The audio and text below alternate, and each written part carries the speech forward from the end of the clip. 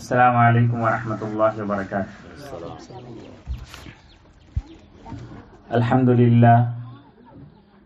للہ نحمده ونستعینه ونستغفره ونؤمن به ونتوکل علیہ ونعوذ باللہ من شرور انفسنا ومن سیئات اعمالنا من يهده الله فلا مضل له ومن يضلل فلا هادي له۔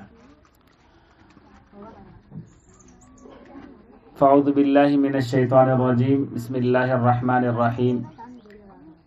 یا ایھا الذین آمنوا اتقوا اللہ حق تقاتہ ولا تموتن الا وانتم مسلمون۔ وقال تعالی فی موضع آخر، یا ایھا الناس اتقوا ربکم الذی خلقکم من نفس واحدہ وخلق منها زوجها وبث منهما رجالا كثيرا ونساء واتقوا الله الذي تساءلون به والأرحام إن الله كان عليكم رقيبا۔ وقال تعالى في موضع آخر، يا أيها الذين آمنوا اتقوا الله وقولوا قولا سديدا يصلح لكم أعمالكم ويغفر لكم ذنوبكم ومن يطع الله ورسوله فقد فاز فوزا عظيما۔ صدق الله العظيم۔ قابل احترام وفاق العلماء کے صدر صاحب اور ناظم ضلع چتور اور معزز خواتین و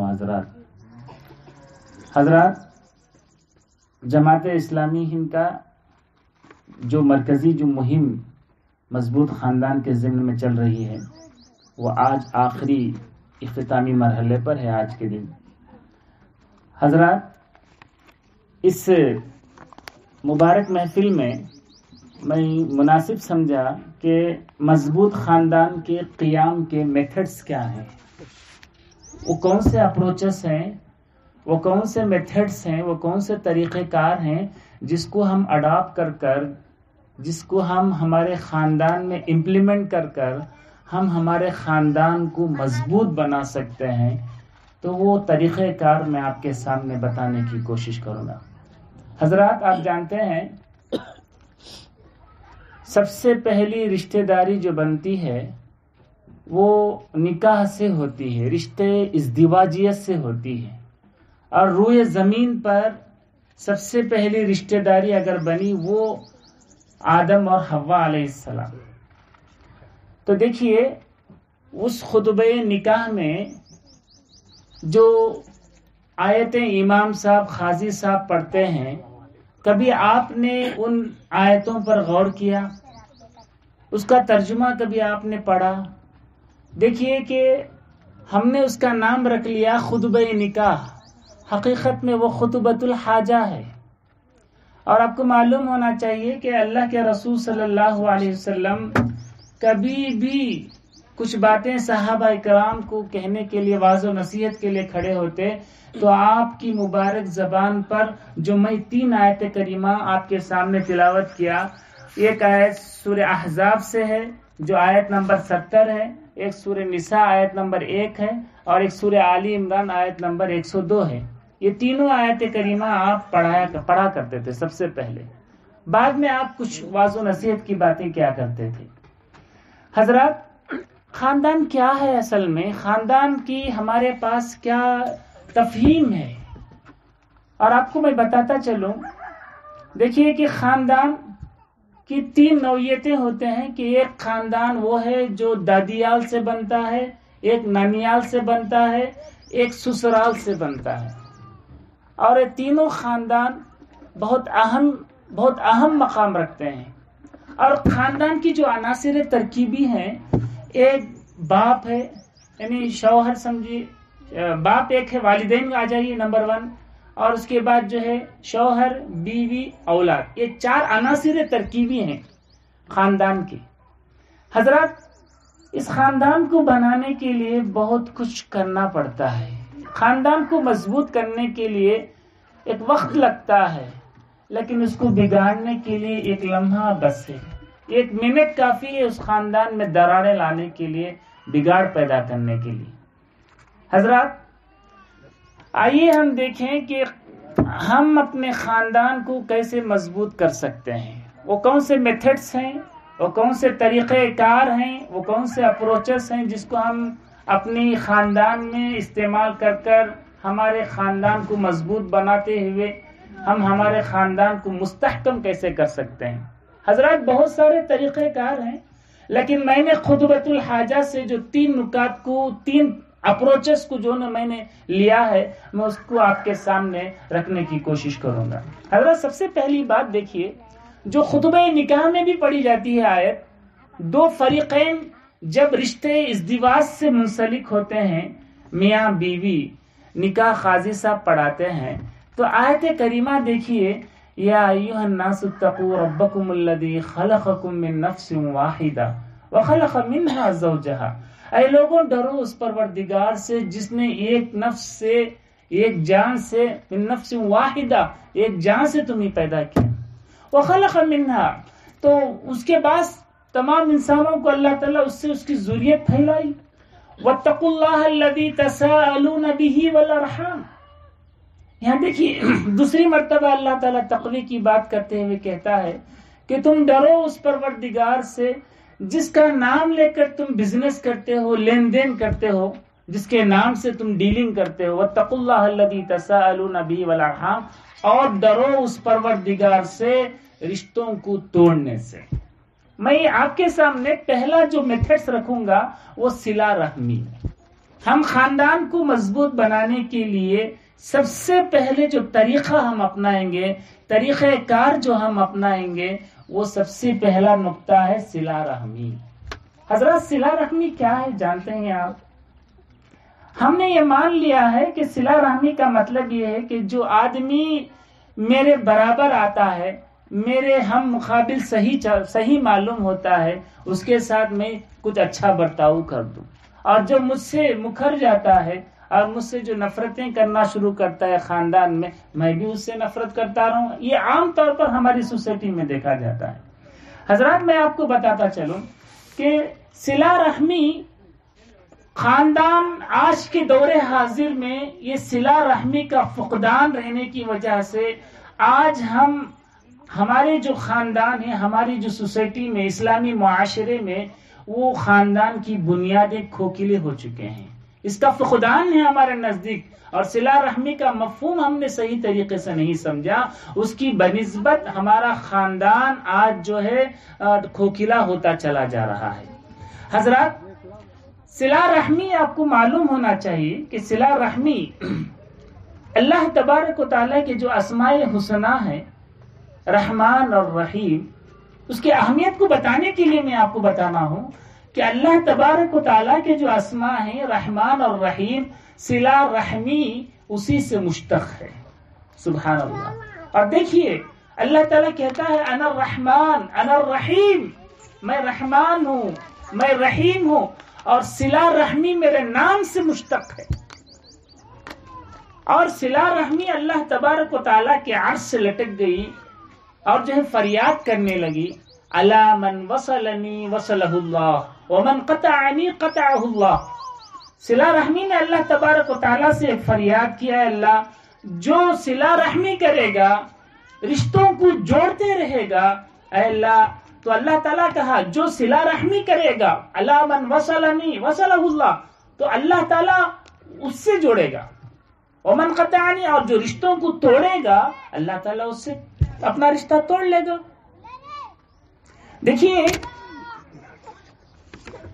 ہم یہ بھی جانتے ہیں کہ ہم ہر جمعرات کے دن ہمارے جو نامہ اعمال ہیں، وہ نامہ اعمال اللہ تبارک و تعالیٰ کی جناب میں پیش کیے جاتے ہیں۔ دیکھیے کبھی آپ نے غور کیا صلہ رحمی کے تعلق سے،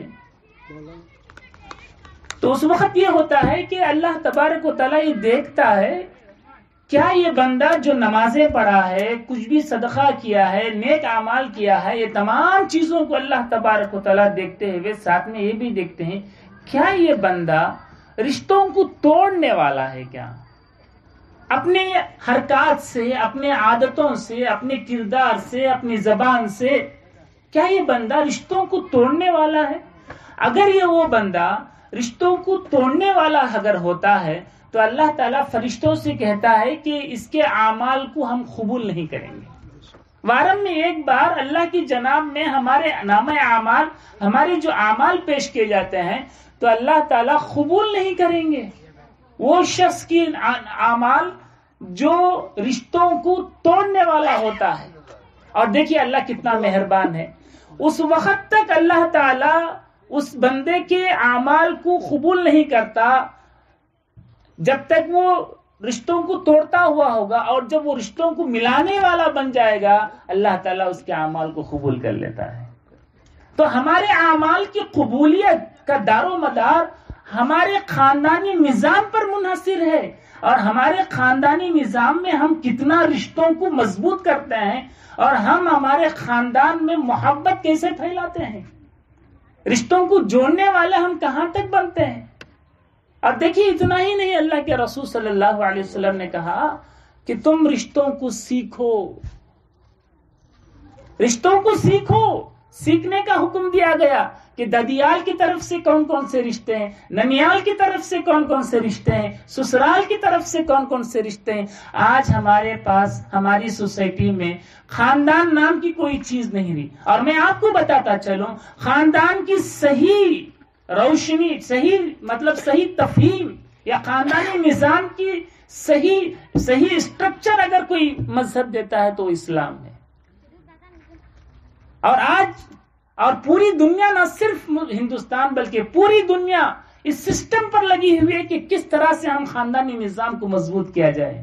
ڈھونڈنے والا ستاروں کی گزرگاہوں کا اپنے افکار کی دنیا میں سفر کر نہ سکا، جس نے سورج کی شعاعوں کو گرفتار کیا زندگی کی شب تاریک سحر کر نہ سکا. اور ہمارے سماج میں، ہمارے معاشرے میں دیکھیے، گھراں بازو ہی رہتے ہیں، بھائی رہتا ہے، بڑا بھائی، بڑا بہن، بڑی بہن، ماں باپ. دیکھیے ہم ایسے رشتے ہمارے ایسے ہیں، بھائی بھائی سے نفرت، بہن بہن سے نفرت، اور ماں باپ بچوں سے نفرت، بچے ماں باپ سے نفرت. کیا ہمارا خاندانی نظام، کیا اسلام ہمیں یہ تعلیم دیتا ہے کہ اس طرح سے زندگی کٹ کر ہم گزارے؟ اور ایک بات یاد رکھیے، یہ زندگی امتحان ہے مومن کے لیے. اور وہ مومن جو خاندان میں مل کر جینا پسند کرتا ہے اور رشتہ داروں سے ملی ہوئی تکلیف کو برداشت کرتا ہے تو وہ سب سے بہتر ہے. اور یاد رکھیے، انسان یہ چاہتا ہے کہ میرے رزق میں برکت ہو اور میری عمر میں برکت ہو. میں آپ کو گارنٹی کے ساتھ کہتا ہوں، میں آپ کو چیلنج کے ساتھ کہتا ہوں، اگر میرے اور آپ کی کمائی میں برکت ہو، یا میرے اور آپ کو جو ہے اللہ تعالیٰ عمر میں، میرے اور آپ کی عمر میں برکت دے، یا کہ ہمیں صحت مند رکھے، تو ہمارے لیے ضروری ہوتا ہے کہ ہم صلہ رحمی کریں. رزق میں برکت، عمر میں برکت کا دار و مدار اگر ہے تو وہ رشتہ داری پر ہے. اور دیکھیے جن کے رشتے اچھے رہتے ہیں وہ ہمیشہ پرسکون رہتے ہیں، پیسفل رہتے ہیں. اور جن کے رشتے نفرتوں سے بھرے ہوتے ہیں، بغض سے بھرے ہوتے ہیں، اور دیکھیے ان میں کبھی ہمیشہ یہی دیکھیں گے ان لوگوں پر جو ٹینشن سے زندگی بسر کرتے ہوئے ہوں گے. خاندان ایک سہارا ہوتا ہے. زمانے جاہلیت، اس جاہلیت میں بھی دیکھیے ایسی قوم تھی جن کے اندر سوچ بھی نہیں سکتے تھے ان لوگوں کی کردار کے بارے میں. چھوٹی سی باتوں پر سالوں جنگ ہوا کرتی تھی. زمانے جاہلیت میں لوگوں نے خاندان کا کتنا پاس و لحاظ رکھا کہ اگر کوئی آدمی دعوت دے دیتا خاندان کا کہ مجھے کوئی تکلیف پہنچا رہا ہے تو پورے کا پورا خاندان نکل پڑتا اس کے سہارے کے لیے. خاندان ایک بہت بڑا ہتھیار ہے، خاندان ایک بہت بڑا سہارا ہے، یہ مان کر چلیے. حضرات میں آپ کو بتاتا چلوں، یہ جو رشتوں کو جو ملاتے ہیں، صلہ رحمی کہتے ہیں اسے، رشتوں کو ملانے والے. صلہ رحمی کل حشر کے میدان میں اگر میرے اور آپ کے حق میں گواہی دی تو ہم کامیاب. اگر یہی صلہ رحمی کل قیامت کے دن میرے اور آپ کے خلاف میں اگر گواہی دے دی تو ہم جنت میں کہاں سے جائیں گے؟ اے اللہ، یہ بندہ ایسا تھا جو تیرے بنائے ہوئے رشتوں کو توڑتا تھا اور تیرے رشتوں کو توڑنے والا تھا، نفرتیں پھیلانے والا تھا. آج دیکھیے ہمارے مسلم معاشرے میں تھوڑی سی بات پر بات سے بات بتاتے ہوئے چغلی، غیبت، اس کی برائی بیان کرنا، اس طرح سے خاندان کو بکھیر دیتے ہیں۔ آج ہمارے پاس خاندان نام کی کوئی چیز باقی نہ رہی، اور ہم نے خاندان کو صرف رسم کی نوعیت سے دیکھ رہے ہیں، لیکن اسلام کی نوعیت سے نہیں دیکھ رہے ہیں۔ اسلامی طرز سے ہم دیکھنا چاہیے خاندانی نظام کو۔ حضرات، بہت ساری چیزیں ہیں۔ اگر میں اور آپ اگر رشتوں کو کاٹنے والے ہیں تو یاد رکھ لیجئے مجھے اور آپ کو کبھی جنت نصیب نہیں ہوتی۔ اللہ کے رسول صلی اللہ علیہ وسلم فرماتے لا يدخل الجنت خاطئا، رشتوں کو توڑنے والا، نفرتیں پھیلانے والا، رشتوں کو بکھیرنے والا کبھی جنت میں داخل نہیں ہو سکتا۔ نعوذ باللہ۔ دیکھیں، اللہ کی پناہ ہے ہمارے لیے۔ ہم جانے انجانے میں ہمارے کردار سے، ہمارے جو باتوں سے رشتے کہاں ٹوٹ رہے ہیں۔ چھوٹی سی باتیں ہم کہہ دیتے ہیں، رشتے ٹوٹ جاتے ہیں۔ دیکھیے،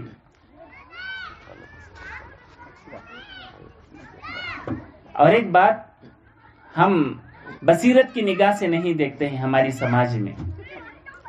ایک بات یہ ہے کہ اللہ کے رسول صلی اللہ علیہ وسلم فرماتے ہیں انسان چوری کرے یا کچھ بھی کرتا ہے تو اللہ تبارک و تعالیٰ اس چیز کا جو گناہ ہوگا، سزا ہوگی، اس گناہ کی جو سزا ہوگی وہ قیامت کے دن دے گا۔ لیکن دو چیزیں ایسے ہی مان کر چلیے گا، حدیث میں آتا ہے ان دو چیزوں کی گناہوں کی سزا مجھے اور آپ کو اس روئے زمین میں بھگتنا پڑے گا اور آخرت میں ہیچ۔ وہ دو چیزیں کون سی ہیں؟ ان میں سے ایک جو اپنے رشتہ داروں کو، اپنے رشتہ داروں میں نفرتیں پھیلانے والا، رشتوں کو کاٹنے والا۔ اللہ کے رسول صلی اللہ علیہ وسلم فرماتے ہیں کہ رشتوں کو کاٹنے والے کی سزا اللہ تعالیٰ دنیا میں دے کر رہے گا، آخرت میں ہے اس کے لیے، لیکن اس سے موت کے فرشتے اس کے پاس آ کر اس کی روح قبض کرنے سے پہلے ہی اسے اس دنیا میں اس کا مزہ چکھنا پڑے گا۔ اور وہ دوسرا ظالم جو بے جا ظلم کرتا ہے بندوں پر۔ یہ دو ایسے سزائیں ہیں جو دنیا میں بھی بھگتیں گے اور آخرت میں بھی بھگتنا پڑے گا۔ خاندان کی دیکھیے اہمیت، دیکھیے آپ، میں پہلا جو طریقہ بتا رہا ہوں میں آپ کے سامنے، وہ صلہ رحمی۔ اگر میں اور آپ خاندانی نظام کو مستحکم کرنے میں صلہ رحمی کا جو میتھڈ ہے، میں اور آپ اگر مان کر چلے، اگر اس کو امپلیمنٹ کرے ہمارے خاندانی نظام میں، تو یاد رکھیے ہمارے خاندان مستحکم ہو سکتے ہیں۔ اور یہ بھی مان کر چلیے حضرت، میں جاؤں اور میرے بڑے بھائی سے یا میرے چھوٹے بھائی سے میں محبت کی بات پیش کرتا ہوں، وہ میرا بھائی مجھ سے روٹ کر جاتا ہے۔ دیکھیے، یاد رکھیے، اللہ کے رسول صلی اللہ علیہ وسلم نے فرمایا اگر میرے چھوٹے بھائی مجھ سے نفرت کر رہا ہے، میری چھوٹی بہن مجھ سے نفرت کر رہی ہے، میرے سسرال والے مجھ سے نفرت کر رہے ہیں، میں انہیں محبت کا درس دیتا ہوں، تو اللہ کے رسول صلی اللہ علیہ وسلم فرماتے ہیں کہ اس کے ساتھ ایک فرشتے کی معیت حاصل ہوگی، ایک فرشتہ اس کی حفاظت میں لگ جائے گا۔ رشتوں کو جوڑنے والا انسان اگر ہے تو اس کے ساتھ ایک فرشتے کی معیت، ایک فرشتہ اس کے ساتھ رہے گا۔ مان کر چلیے کہ صلہ رحمی ایک ایسا میتھڈ ہے خاندانی نظام کو اور بکھرتے ہوئے خاندان کو استوار کرنے میں اور مضبوط کرنے میں صلہ رحمی ایک انمول رول ادا کرتا ہے۔ اور دیکھیے، بہت سارے باتیں مومنین کی صفت بیان کرتے ہوئے اللہ تعالیٰ سورہ رعد آیت نمبر 21 میں والذین یصلون ما امر اللہ بہ ان یوصل، وہ لوگ جو رشتوں کو اللہ کے حکم سے جوڑتے ہیں اور اپنے پروردگار سے ڈرتے ہیں۔ اگر میرے اندر خوف الہی ہے، میں اللہ تعالیٰ سے، میں اور آپ اگر اللہ تعالیٰ سے ڈر رہے ہیں تو میرے اور آپ کے لیے، مجھے اور آپ کو یہ کام ضرور کرنا ہے کہ ہم رشتوں کو جوڑنے والے بنے. اگر میں اور آپ مومن ہیں تو مجھے اور آپ کو یہ لازم ہوتا ہے کہ ہم رشتوں کو جوڑیں. حضرات ایک بات بتاتا چلوں. ایک میتھڈ تو ہو گیا صلہ رحمی کا. ایک دوسرا میتھڈ مضبوط خاندان کے استحکام میں ایک دوسرا اپروچ اگر ہم طریقہ کار اگر ہم مان کر چلے جو خطبۃ الحاجہ سے میں نے اخذ کیا ہے. سورہ احزاب آیت نمبر 70 اور 71 میں یا ایھا الذین آمنوا اتقوا اللہ وقولوا قولا سدیدا. اے ایمان والوں تم اللہ سے ڈرو اور جب تم اپنی زبان سے بات کرنے لگو گے تو سیدھی زبان، میٹھی زبان، حق گوئی کی زبان. اور دیکھیے سلیقے کی زبان استعمال کرو. میں آپ کو بتاتا چلوں ایک دوسرا جو میتھڈ سلیقے کی زبان. سورہ احزاب آیت نمبر 71. خاندان بات بگڑتی ہے بات سے، بات بگڑتی ہے بات سے بات بگڑنے لگتی ہے. گالی گلوچ والی زبان، چغلی والی زبان، نفرت والی زبان سے رشتے نبھتے نہیں، رشتے ٹوٹ جاتے ہیں. سلیقے کی زبان رشتے بکھرنے سے بچ جاتے ہیں. مثال پیش کروں، کس گھر میں کون سے خاندانی نظام میں مسائل نہیں آتے، کس گھر میں مسائل نہیں آتے.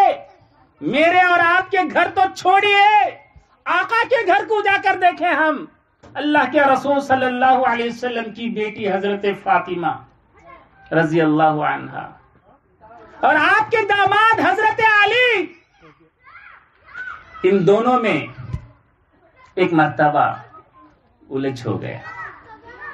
حضرت علی سیدۃ النساء فاطمۃ الزہرا سے دور ہو کر مسجد نبوی کے پاس آ گئے ہیں. اللہ کے رسول صلی اللہ علیہ وسلم اپنی بیٹی کے گھر جاتے ہیں خیر و عافیت دریافت کرنے. معلوم نہیں اللہ کے رسول صلی اللہ علیہ وسلم جانے کے بعد آپ دیکھتے ہیں کہاں ہے فاطمہ، میرے داماد کا علی کہاں؟ اللہ کے ابا جان وہ مجھ سے کچھ روٹھ گئے اور کہاں گئے پتا نہیں مجھے.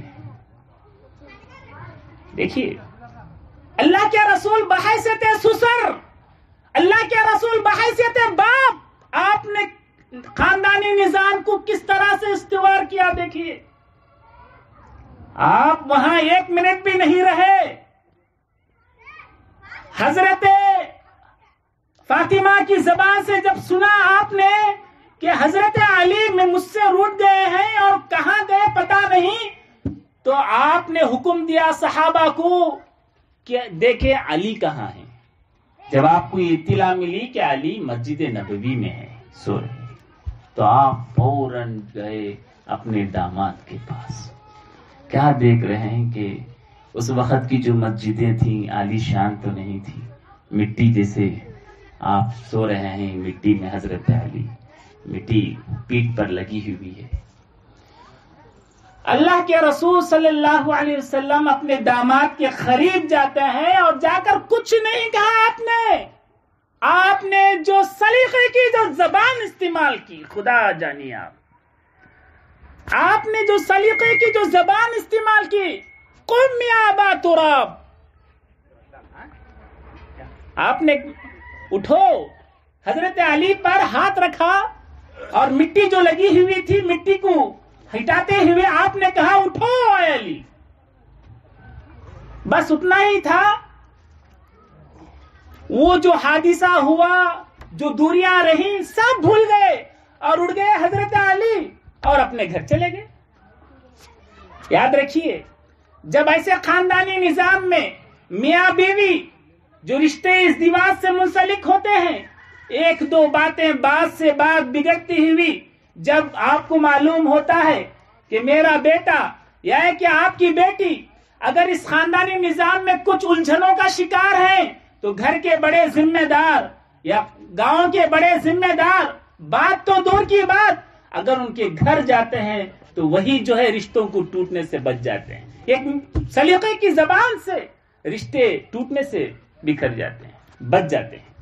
بتانے کا مقصد یہ ہے کہ رشتے ازدواجیت میں مسائل آئیں گے, لیکن ان مسائل کا حل دیکھیے ہم اعلیٰ اخلاق سے دیں. مسائل آتے ہیں, مسائل جنم لیں گے, لیکن خاندانی نظام کو بکھرنے سے ٹوٹنے سے بچانا یہ بڑوں کی ذمہ داری بھی ہوتی ہے. اور دیکھیے میں آپ کو بتاتا چلوں جو قرآن مجید کی جو آیت, جو دوسرا جو میں نے اپروچ لیا وہ سلیقے کی زبان, قولاً سدیدہ. اور دیکھیے قول سدید, یا ایھا الذین آمنوا اتقوا اللہ وقولوا قولا سدیدا, اس کے بعد کی آیت دیکھیے یصلح لکم اعمالکم. اگر میری اور آپ کی زبان صحیح رہی تو میرے اور آپ کے اعمال اللہ کے نزدیک قبول کیے جائیں گے. اور دیکھیے یہاں پر نوٹ کیجئے, اصلاح عمل موقوف ہے اصلاح لسان پر. اصلاح عمل, میرے اور آپ کے اعمال صحیح ہیں, اچھے چل رہے ہیں, تو ہمیں ٹیسٹنگ کرنے کے لیے قرآن نے ایک پیمانہ دیا, کیا میرے اور آپ کی زبان اچھی ہے. دیکھیے کیا کلام میں, دیکھیے قرآن مجید کا, میرے اور آپ کے اخلاق اچھے ہیں, یا ہے کہ میرے اور آپ کے عمل اللہ تعالیٰ قبول کر رہا ہے, تو اس کو ٹیسٹ کرنے کے لیے ایک ایگزام یہ بھی ہے کہ کیا میرے اور آپ کی زبان صحیح ہے, سلیقے کی زبان ہے, کیا میرے اور یہ زبان میں ہڈی نہیں ہے.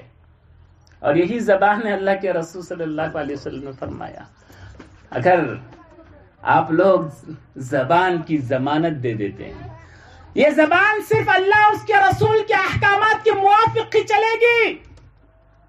اگر میں اور آپ اس زبان کی حفاظت کی ضمانت دیتے ہیں تو اللہ کے رسول صلی اللہ علیہ وسلم نے جنت کی بشارت سنائی. دیکھیے آپ, عملی زندگی صحیح رہنے کی شرط زبان سلیقہ مند رہے. اس زبان سے نکلنے والی ہر ایک لفظ کا حساب اللہ کے پاس دینا ہے. آج دیکھیے چھوٹی سی بات, سالن میں نمک نہیں یا کھانے میں نمک نہیں یا کچھ اور کمی ہو گئی, زبان سے جو باتیں نکلتے ہیں, ازدواجی زندگی جن خطرناک پہلوؤں سے جاتی ہے ان بات سے بات بگڑتی ہوئی ہمارے مسلم معاشرے میں تو دیکھیے کہ کتنے کیسز آتے ہیں, کتنے مسائل آتے ہیں کہ طلاق اور خلا تک بھی پہنچ جاتے ہیں. بات سے بات ایڈجسٹمنٹ.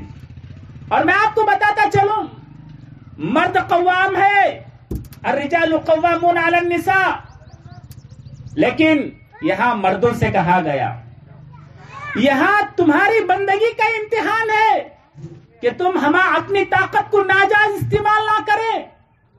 اور دیکھیں یہاں سب سے اخلاق میں اللہ کے رسول صلی اللہ علیہ وسلم فرماتے ہیں وہ عورت جنت میں جائے گی جس کا شوہر اس سے خوش ہو. دیکھیے